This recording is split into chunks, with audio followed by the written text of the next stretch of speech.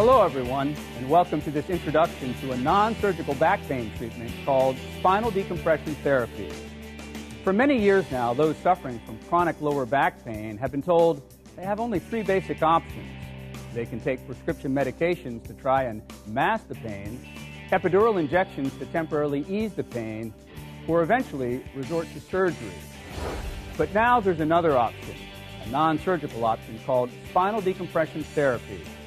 It's a treatment that's gaining support in the medical community and helping thousands of back pain sufferers get back to an active and pain-free life. The pain that I was having was shooting numbness down my legs. My back was always like in a knot, and the small of my back always felt like it was bruised. I was not able to work at all for 2 months. There was nothing I could do. I would go back to work on a light duty position, but even a light duty sitting in a chair doing menial work, after about 2 days, it would cripple me up again to where I couldn't even do that. In between my second and my third spine surgery, literally, I shallow breathed, lying in bed with ice packs surrounding my back, eating Vicodin like it was M&M candy, waiting for my neurosurgeon who lived locally to get back in town so he could, again, do another back surgery. I thought I was gonna die.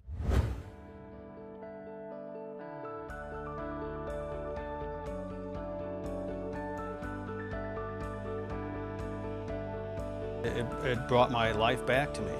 All the things I was doing before, playing with the grandchildren, playing with my children, is all back. I can do things with them, lifting them, rolling around with them, chasing them, playing with them. All those things came back without limitations. At the end of the day, when I got up off the table to go home, I could actually feel my body starting to mend. Mentally, it is such a great release that I can not have to worry about where the meals and the bills are going to get paid. I can go to work, do my job, come home, and I feel great. It was just a miracle to me. Now I'm able to water ski, as you know. I'm able to horseback ride. I'm able to play with my grandchildren. You know, nothing stops me from getting on a plane to go visit my other daughter that lives out of town, and it's wonderful. I could have never done that before.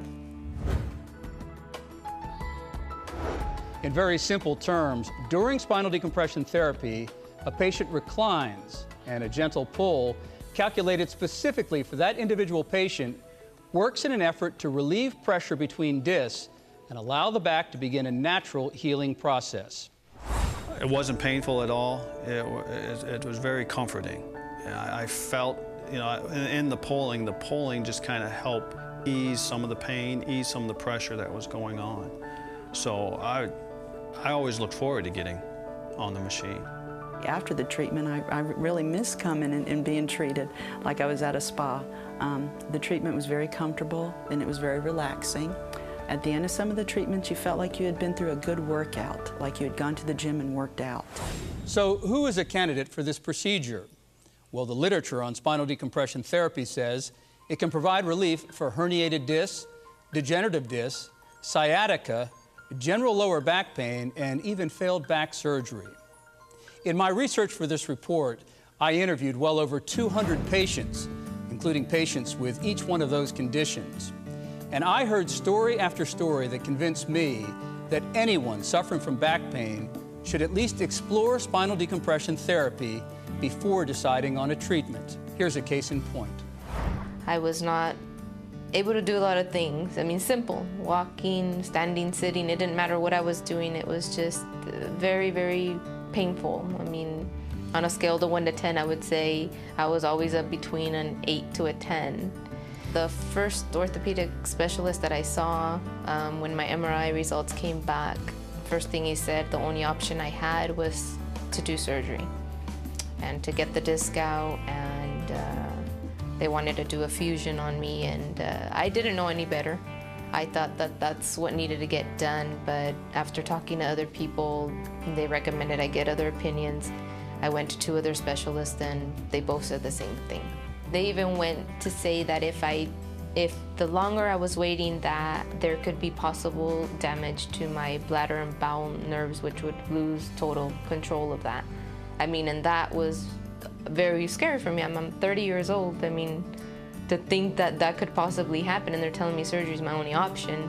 I mean, here I'm like, I'm on a time limit. I'm not sure what I want to do. I didn't know what to expect, you know.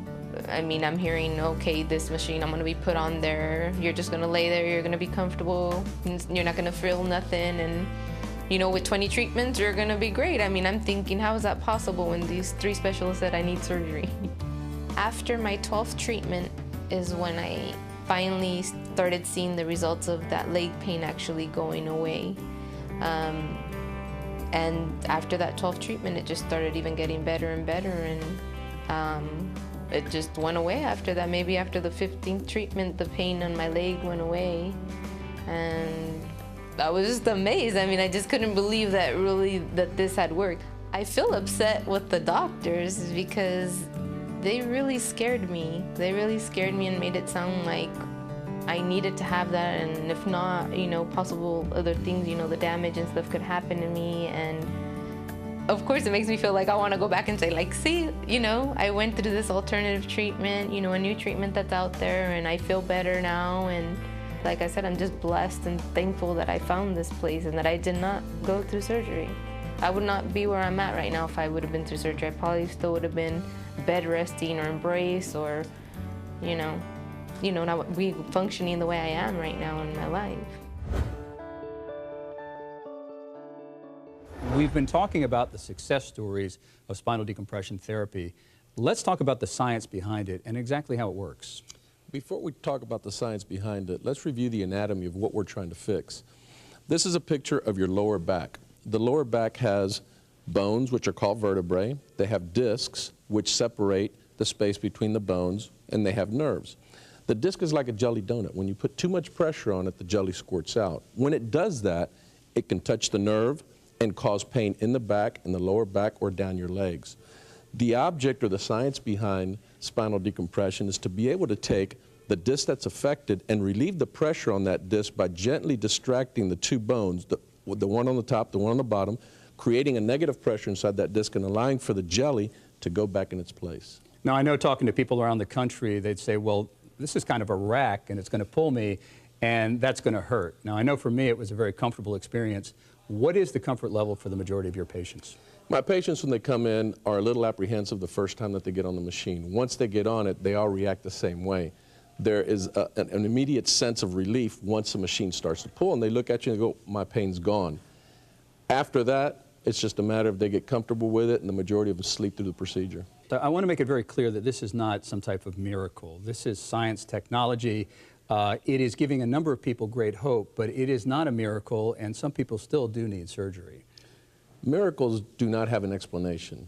We have solid scientific explanation for what we're doing with spinal decompression, and it does work. Not every patient is going to be a candidate for decompression. There are going to be a very small percentage of patients who need surgery, but for the vast majority, decompression does work. As any expert will tell you, when it comes to your health, you should explore all options.